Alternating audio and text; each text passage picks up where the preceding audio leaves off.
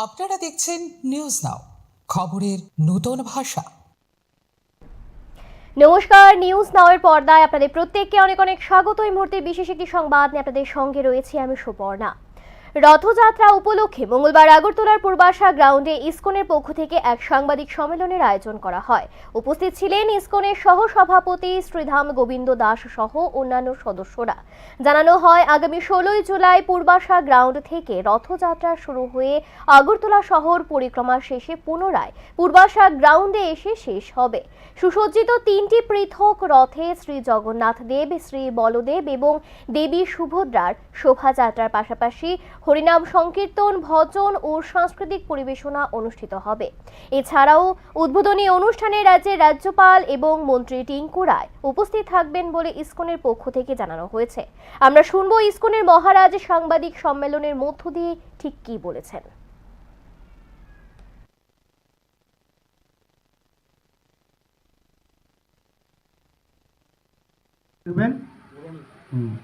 ওনার সাথে আমাদের থাকছেন সুশান্ত চৌধুরী মহোদয়, টিঙ্কু রায় মহোদয় থাকবেন, দীপক মজুমদার আমাদের মাননীয় মেয়র উনি থাকছেন, আর এখানকার সভাধিপতি উনি থাকবেন। এটা হচ্ছে প্রথম দিনে। তারপরের দিন আমাদের শুরু হচ্ছে শ্রীমতী সুপ্রিয়া দাস দত্ত, আমাদের সিপাহীজলা সভাধিপতি মহোদয় উনি আসছেন। তারপরের দিন থাকতেন কিশোর বর্মন, মিনিস্টার স্যার থাকবেন, বিকাশ দেববর্মন থাকবেন।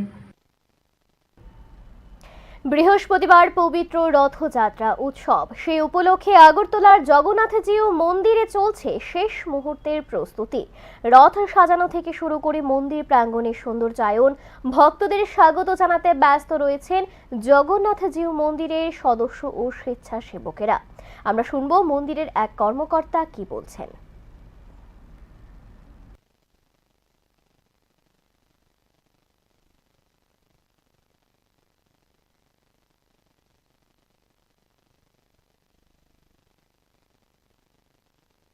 আমাদের অন্যান্য বছর মতো এই বছরও রথযাত্রা মহোৎসব এবং তার পূর্বে গুন্ডিচা মার্জন হয়, যেটা রথযাত্রা করে জগন্নাথ যেখানে যাবেন, যেমন মাসিবাড়ি অনেকে বলে গ্রাম্য ভাষায়, কিন্তু বৃন্দাবন ধামে যাত্রা কিংবা গুন্ডিচা যাত্রা করেন নবদিবস নবযাত্রা। তো 9 দিন ধরে যেই মন্দিরে থাকা হয় সেই মন্দিরটিকে মার্জনা করা হয়। যদিও মার্জনা থাকে, তারপরে এটি ভক্তদের একটা যে স্বচ্ছ ভারত বলে যেটা বর্তমান চলছে, এটারই একটা মূল যে বিষয় স্বচ্ছতা।